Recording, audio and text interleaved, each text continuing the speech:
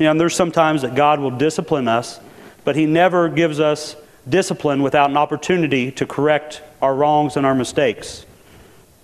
I've had lots of mistakes and lots of miscues in my life, and my brother's smiling because he knows I have. He's been there for most of them.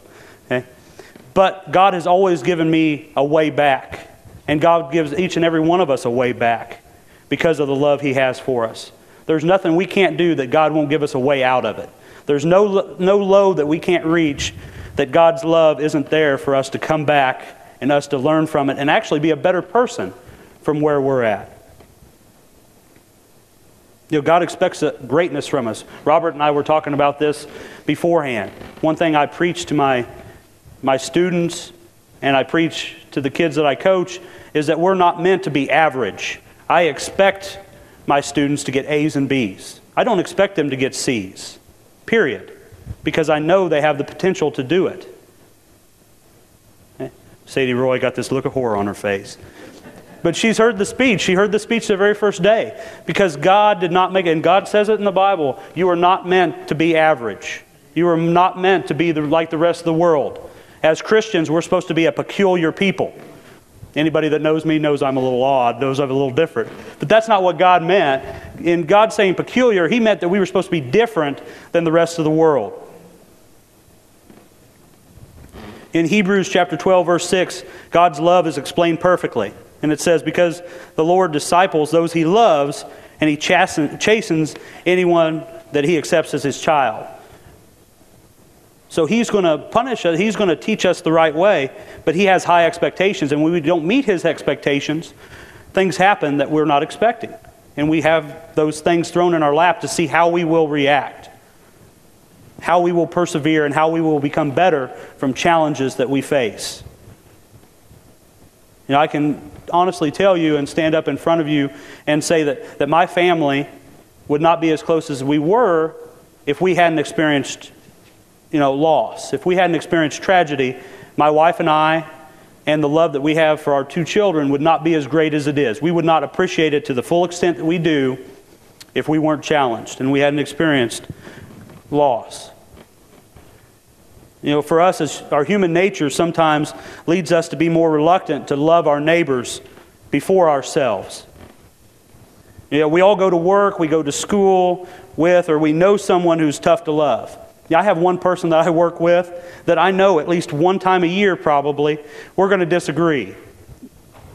And sometimes it's that I've had a bad day, sometimes that he's had a bad day, but we both have really strong personalities, and I know that we have differences, and sometimes we have to talk it out. We have to go through that part. And when I have love in my heart, though, I know that it's going to be a lot easier this school year to deal with that when that comes up. When I get frustrated or he gets frustrated, it's going to be a lot easier to talk that out because I've got to take that love of Christ to him. Luckily, he is a Christian person, so we always can go back with each other and we can always forgive and kind of move on. But we all of us go to work or we go to church or we go to school with somebody that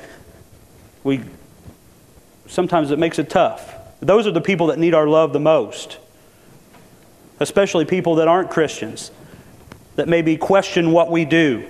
As Christians, we're always put out in front and people question and people wonder how we live. They want to see us living perfect lives.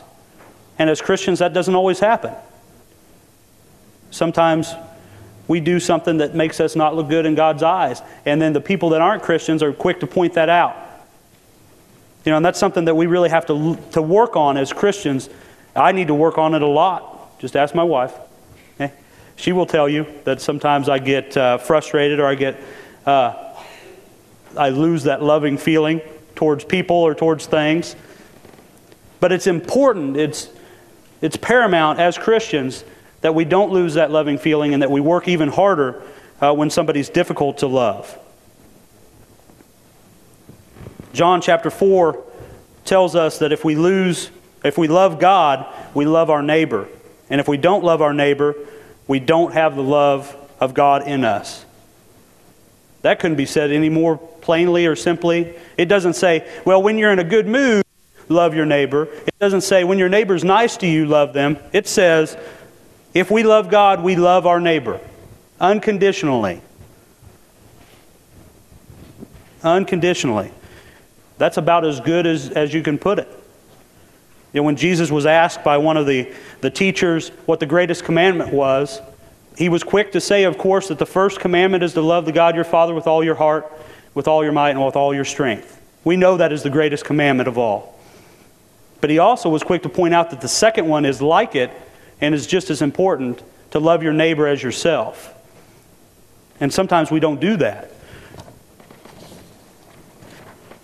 It's tough sometimes for us to love our neighbor because, quite frankly, our neighbors aren't just our family members. They're not just the people that we like or the people that live right close to us that have lived in the same neighborhood for 10, 15, or 20 years. They're anybody that we're around at that given time is our neighbor. You know, if you're on an airplane going on vacation, the person sitting next to you that may be obnoxious or loud or rude, that's your neighbor for the given time. And it's hard sometimes to show love to that person. You may get frustrated. You may not want to show that love. You may want to tell them just to be quiet. Put a sock in it. Yeah. I'm taking this, I think, from Babe Roy, but we've got to, as Christians, remember the acronym JOY. I think she shared it with us at one of our Thursday nights or one of the children's messages, one of the two. But this acronym JOY is very important, and it's important to the idea of loving others and loving like Christ. And it's very important also in the idea of being a true Christian. And we know that the acronym JOY stands for Jesus, others, you. And according to Jesus, it was most important for us to love God. He says it in Mark chapter 12 when he's asked about the most important commandment. You know, so Jesus is the most important thing, and God's the most important thing in our lives. The other thing is others and serving our neighbors and making sure that they have what they need. And then the last thing is us and what we need. And when we can live out this acronym of JOY and we can take love to Jesus first and we can do our daily Bible readings, or we can pray to God and we can thank Him for all the things that we've given or that He's given us, our lives are going to be a better place. But the hard thing with that is that the world doesn't see things that way. The earthly vision is that we need to take care of ourselves first. That's not the way that we should live as Christians. We are last. He who is first shall become last, and he who is last shall be first. When we put ourselves behind the needs of others, and we show that Christ-like love and reaching out to them and helping them and doing things for them that they need, that they can't do themselves, that's when we truly become followers of Christ. You know, if you get nothing else out of this message, I want you to understand this. And this is something that really hit me hard as I was writing it. When Jesus was dying on the cross, after he'd been beaten, kicked, spit on, and rejected, He still loved you and I. He still loved us yet to come in Trenton, Missouri in 2010. He loved us so much that even when He called out right before He died, called out to God, He was not about to take God or let God take Him down off that cross. Jesus knew He had to die for our sins. We could not pay the debt that Jesus did for us. And He did this because He loves us and He wants us to have a good relationship with Him. He made the ultimate sacrifice in showing unfailing, unconditional love for a world of people that didn't deserve it. We're not being asked to die for our neighbors. What we're being asked to do is when somebody says, "Hey, how you doing?" and actually listening to what they have to say. I'm bad about this as much as anybody. In the mornings before school, I go through the office and I give Dana Creason a "Good morning, Dana. How's it going?" But I'm right out the door before she can even answer half the time. I need to stop and make sure she. What if she said, "Oh, it's horrible"? Said, "Okay, have a good day." That's not a very good example of a Christian, is it? "Oh, it's horrible. Okay, have a good day."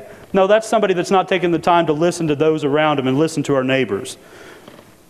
That's the little things that we're being asked to do. God asks us to show compassion for those people in need. And it doesn't have to be halfway across the world. Our community of Trenton has enough needs, or wherever you come from, has enough needs of its own that you can do right in your own backyard. But it's something that each one of us can do every day. I've been very blessed. I've had the opportunity to have over 600 students in my 8 years teaching. I've been able to coach 4 sports. I've been very blessed. God definitely knew what He was doing with my life and my plan in allowing me to be able to reach children. I've been able to work with the Fellowship of Christian Athletes, which this church has so generously supported, and we appreciate. But I can still do more. They do Restart down in Kansas City, and that's something that I need to get on in a van, and I need to go and do and help with. And granted, that's not in our backyard like I was saying, but there's something that each one of us can do to show Christ-like love to those around us. So this day I ask you to love like Christ and reach out to those who need to see God's love and grace in their life. Amen. Thank you for joining us on our pre-recorded Sunday morning service. If you would like a copy, you can contact the office at 660-359-6762 or email us at wesleym@sbcglobal.net. Feel free to visit us in person or online at wesleyunitedmethodist.us, where you will always find open hearts, open minds, and open doors. May the blessings of Jesus Christ be upon you in every aspect of your life.